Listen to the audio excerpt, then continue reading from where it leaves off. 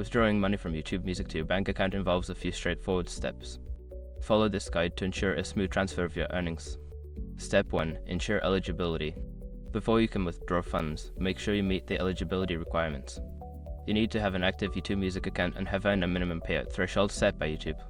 Step 2. Link your bank account. Go to your YouTube account settings and navigate to the Payments section. Here, you will need to link your bank account by providing the necessary banking information, including your account number and routing number. Step 3. Access your earnings. Once your bank account is linked, check your earnings through the YouTube Studio dashboard. Look for the Monetization tab to view your earnings and ensure they meet the withdrawal threshold. Step 4. Initiate the withdrawal. In the Payments section, select the option to withdraw your earnings. Follow the prompts to confirm the amount you wish to transfer to your bank account. Step 5. Confirm and wait for processing. After initiating the withdrawal, confirm the transaction details.